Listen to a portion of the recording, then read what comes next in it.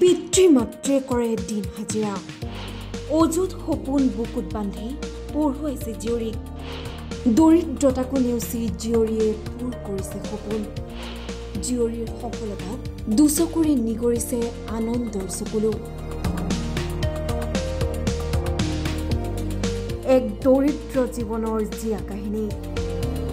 আৰ্থিক অৱস্থাই জুৰুলা কৰা এটা পৰিয়াল পিতৃ মাতৃয়ে দিন হাজিৰা কৰি কোনোমতে পাৰ কৰিছে জীৱন তাৰ মাজতে জীয়ৰীক লৈ দেখিছে অযুত সপোন উচ্চতৰ মাধ্যমিকৰ ফলাফলত লুনাই আজৰি আনিবলৈ সক্ষম হৈছিল 67.3%। সেই খবৰটিয়ে আনন্দিত কৰি তুলিছে পিতৃ মাতৃ তথা গাঁওবাসীক প্ৰশাসনিক বিষয়া হোৱাৰ সপোন লুনাৰ সেই সপোন পূৰ কৰাৰ হেঁপাহ বুকুত বান্ধি জীৱন বাটত আগবাঢ়িছে লুনা মাত্ৰ বিচাৰিছে অকণমান আশীৰ্বাদ যিহেতু আমাৰ আৰ্থিক অৱস্থা ইমান ভাল নহয় সেইবাবে মোক মা বাবাহঁতে বহুত কষ্ট কৰি পঢ়াইছে ঘৰৰ সকলো সদস্যই মোক বহুত কষ্ট কৰি পঢ়াইছিলে মোক ফাৰ্ষ্ট ইয়াৰ ছেকেণ্ড ইয়াৰ মোক গাঁৱৰ ওচৰৰ কলেজতে পঢ়িছিলোঁ বাৰু বহুত কষ্ট কৰি মোক সিহঁতে পঢ়াইছিলে আৰু এতিয়া মই হায়াৰ ছেকেণ্ডেৰী পৰীক্ষাত প্ৰথম বিভাগত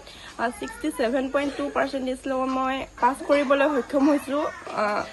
হয়তো মই যিমানখিনি মা দেউতাহঁতে যিমানখিনি ভাবিছিলে মোক আশা কৰিছিলে সিমানখিনি হয়তো দিব নোৱাৰিলোঁ মই ভাবিছোঁ মই ইমানখিনিতে মা দেউতাহঁতে সন্তুষ্ট হৈছে বুলি আপোনালোকে যিহেতু জানেই গাঁৱলীয়া পৰিৱেশতো সিমান ভাল এটা মানে শিক্ষা ব্যৱস্থা সিমান নাই এতিয়া মই কিবা এটা কামত যদি আগবাঢ়িব বিচাৰোঁ বা কৰিব বিচাৰোঁ সেইটো কাম মানে পিছফালৰ পৰা টনা মানুহ বেছি থাকে আগফালৰ পৰা আগবঢ়াই নিয়া মানুহ কম আৰু পিছফালৰ পৰা টনা মানুহ বহুত মানে বেছি থাকে সেইকাৰণে কিছুমান আৰ্থিক অৱস্থাৰ কাৰণেও আৰু কিছুমান মানুহৰ কাৰণেও মই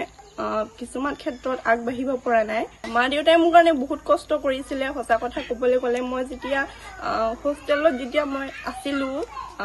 মই ছেকেণ্ড ইয়াৰতে বাৰু হোষ্টেলত আছিলোঁ যেতিয়া মই ঘৰলৈ ফোন কৰোঁ মা মোক টকা লাগে যেতিয়া মই কওঁ তেতিয়া নিজে নাখায় বুলিও মোক দি থৈ আহিছিলে ইমানখিনি কষ্ট কৰিছিলে মোৰ কাৰণে তাৰ কাৰণে মই মাহঁতৰ ওচৰত মই সেই ঋণ মই কেতিয়াও বুজিব নোৱাৰোঁ যিমানে মই ডাঙৰ চাকৰি নকৰোঁ লাগিলে যিমানে যি নকৰোঁ লাগিলে মই এইখিনিৰ পৰা মা দেউতাহঁতক বহুত বহুত ধন্যবাদ জ্ঞাপন কৰিছোঁ